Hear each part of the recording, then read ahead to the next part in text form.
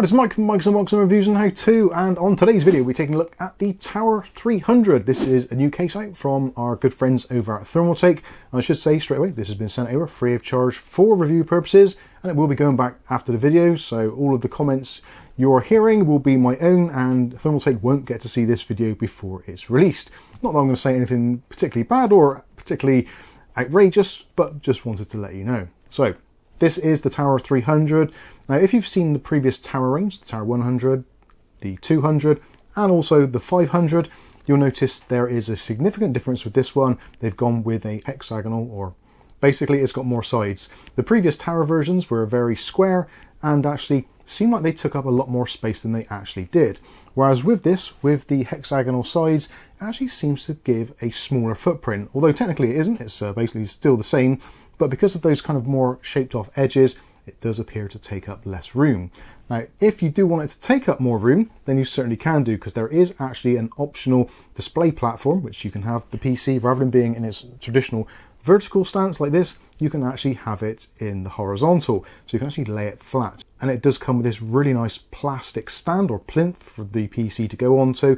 And actually they do include a very nice optional extra as well, a matching end cover. So when you take off the feet from the bottom, which obviously looks a bit weird, if you have it in the horizontal platform, then you can see there is that end cap and it basically rounds off the design. I think it actually looks really nice. Potentially for some people this might be the way ahead, although if you are somewhat limited on desktop space, then the horizontal is going to take up a lot of room, whereas as it is here in the vertical, it's got a very, very small footprint, but an absolute ton of features, and you can fit in an absolute amazing amount of fans and cooling technology inside this case. Now, one of the significant highlights is the fact this will fit, believe it or not, up to 420mm AIO radiators. So the side section comes off and there is a fan mount or radiator mount. So in there you can put up to 420mm radiators, 360s, or if you want to, you can just put in 3 140mm fans or 4 120s. The choice essentially is going to be down to you. Putting 4 120s is a little bit of a squeeze and might take a little bit of persuasion, but 3 120s is no problem whatsoever. Now, it does actually include, from the factory, 2 included 120mm fans. These are the CT 120s, non-RGB unfortunately, and they are mounted in the roof section, which we'll take a look at later when we do a complete teardown of this chassis. So with a slightly unusual case like this, the choice is, where do you actually start when you're trying to do a review? So let's start from the front panel, because that's probably the easiest place to start as it is now. So the front panel, as you can see here, slightly narrower, giving you that illusion of taking up less space, and it's actually very easy to remove. So if you're somebody who likes doing a little bit of tweaks and maintenance to your PC, it's very easy to gain access. There's 2 sections here which have little bits that say push, and you push those and they're on toggles, and then the glass panel can be lifted out. Completely clear glass on this one. Now, I should actually say as well, this is in the snow color. There's actually a variety of different colors available. Everything from blues, greens, white, black, you name it. And also something which they've kind of given away, but doesn't appear to be actually listed on the site. The actual base section for holding the PC in its horizontal format actually does have an option for a pink version, which isn't actually shown on there. So there potentially might even be a bubble pink version of this. So stay tuned to find out if that is available. And if it is, I'll be putting links in the video description below. So with our first piece of glass out of the way, we can see inside, and as with a lot of Thermaltake cases these days, this has gone with the CTE type format. Now, this technically isn't a CTE case because it's part of the Tower range, but it does have an inverted motherboard. So the motherboard is rotated 90 degrees, so your I/O is going to be at the top, and yeah, it's a slightly different arrangement, which I actually quite like, although cable management at the top, if you're someone who likes to plug in things a lot, then you might want to get some sort of external hub, especially for USB devices. Taking out more glass is actually very easy to do, so you just pull the glass out. These are on kind of pogo pins, and there's metal edges there. The plastic receivers here, there's actually spares included in the accessories kit, which actually we could take a look at that now. So you've got the replacement plastics, should they ever break or snap. There's actually also a replacement bottom panel as well. So this bottom panel, which is also removable, you can, if you want to, put in an LCD display. So Thermaltake do LCD displays, which you can display various things like the weather, system performance, even your favorite cats, GIFs, that sort of stuff. So potentially you might want to do that. I'll put prices and availability for all this in the video description below, so you can check it out if it's of interest to you. Also included in the accessories is a blanking plate. Now this is very common with the Tower range, so if you're using a somewhat smaller graphics card than what we're using here, this is a full-size triple fan model. If you're using a smaller version, you can actually put this panel in. You're probably seeing this from the B-roll I filmed a little bit earlier, so that'll just blank that off just to make it look a little bit neater. Also included are all the fixins and fasteners that you could ever need, and also a bunch of cable ties for cable management, although realistically you probably won't be needing them because the cable management on this is absolutely great, as it was in the Tower 200 and the 100, with some really nice clips in the back, which we'll show you later. So we'll remove the next piece of glass. So again, it just pops out, easy to take apart and clean, obviously if you want to keep things clean, and then that gives you a pretty good idea of what is going on inside. So to begin with, obviously motherboard, we've got that micro ATX. It can support ITX as well. If you want to put an ITX in there, the choice is yours. I think realistically with a case like this, if it does support micro ATX, you're going to get a much nicer micro ATX board for the price of ITX these days, but it is down to you. Options here for installing actually bigger cards in this. So if you want to put a bigger graphics card, there are actually 4 PCI Express slots, which is very common with micro ATX. Also, you've got loads of pass-through positions, so for cable management on the sides, and also for underneath, you've got pass-throughs, both rubber grommets. So if you're using a slightly smaller board, you can use the rubber grommets, or alternatively, if your board is hanging a little bit lower, you can use those punch-outs at the bottom. Nice and easy to do. Next up, there is also a fan mount. So if you want to add more cooling to this, you can do. This mount here supports both 120 and 140mm fans, which of course Thermaltake do a whole range of fans, such as the SWA fans, the EX RGBs, Sync, also the standard SWA fans, and of course you've got the CT120s and CT140s, which are basically probably the best included system fans that you can get on the market right now. Taking the bottom panel out is very simple to do, so that can be just pulled away. So again, on those pogo pins, also ventilation and mesh filters all the way through. These are using the slightly older style type ventilation, so these are the metal ones with magnets on. I'd have liked to have seen the nylon ones, which they use in pretty much all the rest of it. Essentially, it is still going to do the same job. It's going to filter the air. These two sections here, these are not removable, they are structural, although there are screws there, so potentially you could take it apart, but it's not one of those kind of quick release designs, so you can't just pop those off. Next, we'll move around to the graphics card side. So again, the same sort of deal. So these panels just pull off. There's a little lip in there, so I'll push it from the back side, it's a little bit easier. So this removes, and again you've got that nice full length mesh filter, all of which are magnetic, so you can lift those out, give them a clean, give them a scrub, stick them back in, or if you just want lots of airflow, you can leave those out if you've got a relatively clean environment and you're not too worried about dust. And now, as you can see, you've got an absolute huge amount of room here for graphics cards. So this is actually a particularly long graphics card. It will support even bigger should you need to. Things like RTX 4080 shouldn't be any problems whatsoever. Plenty of room for that. 4090, I guess as well, depending on the version, you may have to make some measurements. I'll put links in the video description, and also you're probably seeing on the screen what the actual dimensions here of what is available. Also on the bottom, we do have a mesh filter as well, which is nice and easy to get to. So if you're having this on your desk because you haven't got a lot of room, you don't have that much space to be able to kind of put your PC onto the side, the dust filter for the bottom is on a little pull out, so you can remove that tray. And again, that is full nylon mesh, nice and easy to clean and nice and easy to remove and to reinstall. So moving around to the back, again, loads of ventilation. There is another magnetic filter on the back there.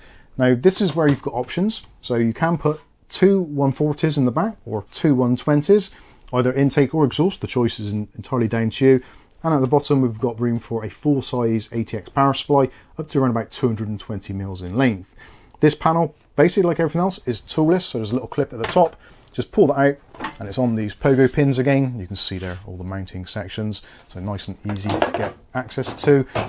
So with the back off, you can see inside, and there's again loads of room for cable management if you need to. If you've got fans in there, obviously you are going to be somewhat limited because they are going to stick out a little bit. We've got these really nice channels down both sides for cable management.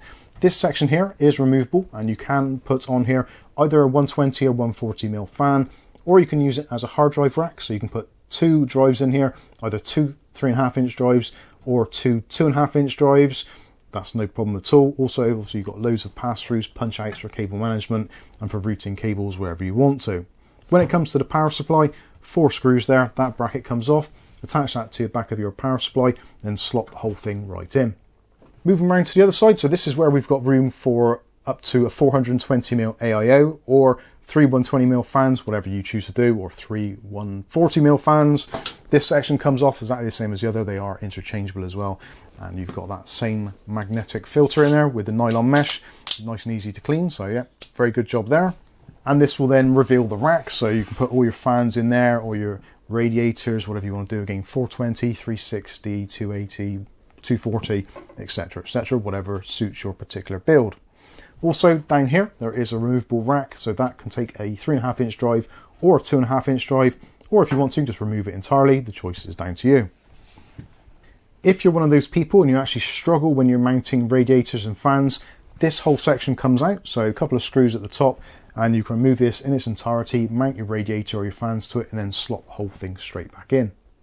Next we'll take a look at the base. So the base comes as standard with these feet attached. 2 screws each side, you can remove that to replace it with that optional panel should you want to do it in the horizontal layout. And you can see our filter there, nice and easy to slide in, slide out should you need to, and it is raised off the deck around about 1 inch, so going to be getting some decent airflow in there, although the rest is perforated as well, so actually for intake there's no issues here at all. So let's look at the top section now. So the top section, you've got your integrated I/O. So you've got a hard drive activity LED, power button. Next to that, there is a reset switch. Then you've got separate headphone and microphone jacks, a pair of USB 3 Type A ports, and also a USB Type C. The top section, again, nice ventilation on there. Grip on the top, pull that, you can pull this panel off in its entirety for cleaning purposes or modification if you want to spray paint it or do anything like that. And also you've got the removable mesh filter on there, so you can clean that pretty easily. Mesh filter unclips pretty easily. There's a little spring clip there, tab, so that comes out, and that's been actually really nicely molded to fit that hexagonal shape. So yeah, pretty good stuff. Now with that removed, you can actually see what's going on here in terms of cable management. So we've got our 2 included CT fans there, pre-installed, cable management all done already.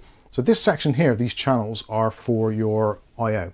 So when you've got your motherboard rotated at 90 degrees, your I/O is at the top. So these are pass-throughs, and then all of your cabling is going to come out through this hole here, or potentially you can route it somewhere else should you want to. I think that's probably the most sensible place. You may need cable extensions, like I said a little bit earlier, for certain USB devices. And also I did find slightly problematic with this particular graphics card, if you're using a particularly high-end cable, such as your HDMI 8K cables or DisplayPort cables that are slightly longer, you may actually find some obstructions and you may actually have to remove the fans so they don't hit on them. This bit actually comes up, so it's on thumb screws. You can undo the 2 thumb screws. This section flips up and is also removable as well. So if you want to get it out of the way entirely, you can do. Let's gain access inside. You can see there is your motherboard I/O, your PCI Express slots, etc., and cable management area. This section here, like I said before, you can put in 120s or 140s. And actually, I think I said these were 120s. These are actually 140s. So these are CT 140 fans, non-RGB. If you want to replace them out with something, you can do. Unfortunately, you're unable to put a radiator in this place because of the close proximity to the I/O for the motherboard. But obviously, you can put a 420 or smaller in the other side, so that isn't going to be a massive problem. So there you have it. There is a quick tour and overview of the Tower 300 from Thermaltake. This is the Snow Edition, as you've probably already guessed due to the bright whiteness of it. It's actually a really nice little case. I'm very much liking this whole setup. Airflow is going to be great because essentially it's perforated pretty much everywhere, which I think is actually something which Thermaltake are really doing a particularly good job of these days. Pretty much all their cases have excellent filtration and also ventilation as well.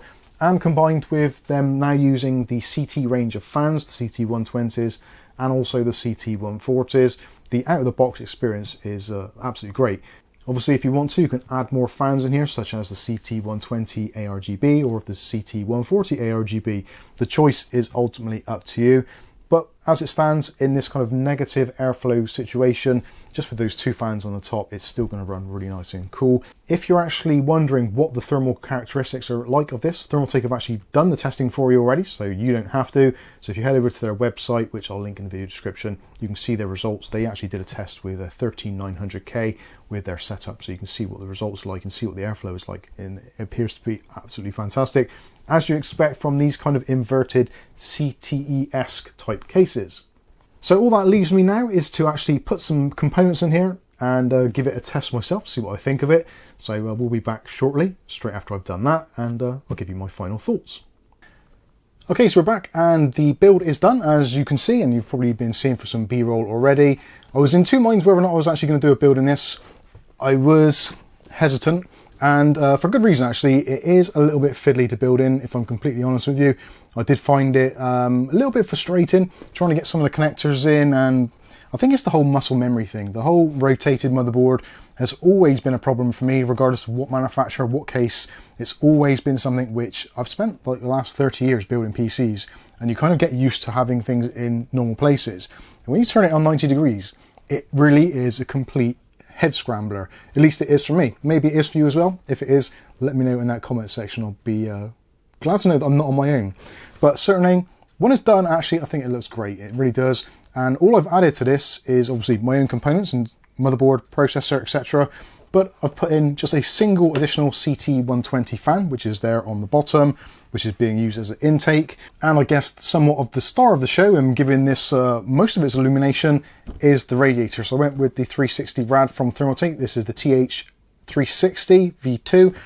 This thing's absolutely great. The pump on it, I was actually umming and ahhing because the pump, I thought it wasn't working, but it definitely is working, but I can't hear it at all. And it was quite frustrating. I was trying to set the fan profiles and the speeds.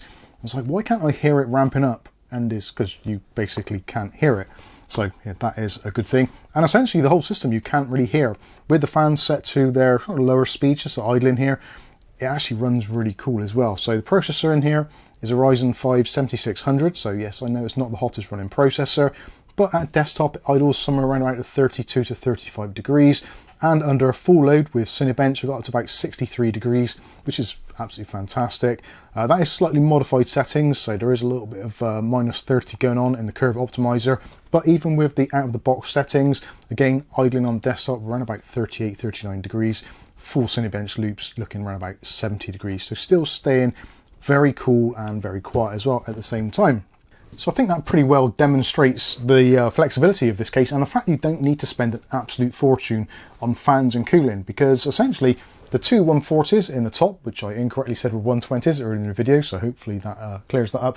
The two 140s in the top do actually a really good job of just drawing that heat up through. It is somewhat of a negative pressure system because we've got our CPU cooler also pushing out air, so it's kind of just pulling in air through all these vents, which luckily are all filtered, which is excellent.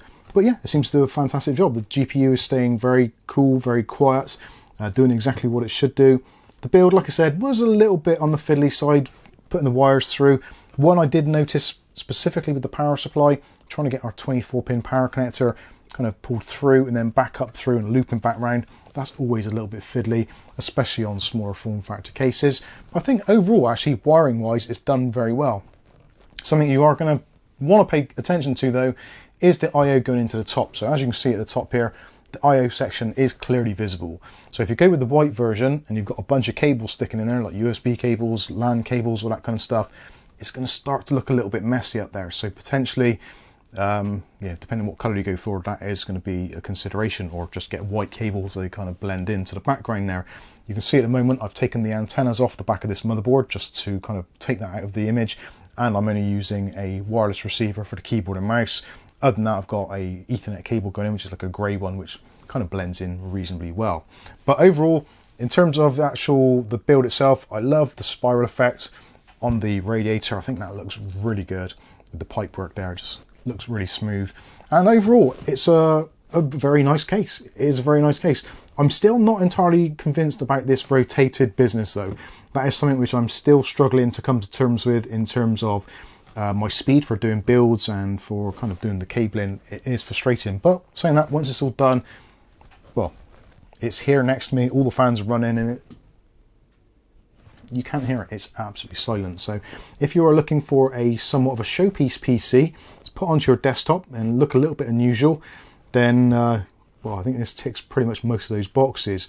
Whether or not the price is right for you, that is going to be another matter. So at the moment here in the UK, around about £139 for the case from scan.co.uk. If you also want the stand as well, I think that's going to cost you another £25–30. I've not seen the confirmed prices on that, but that looks to be roughly what it is. Potentially the prices may drop.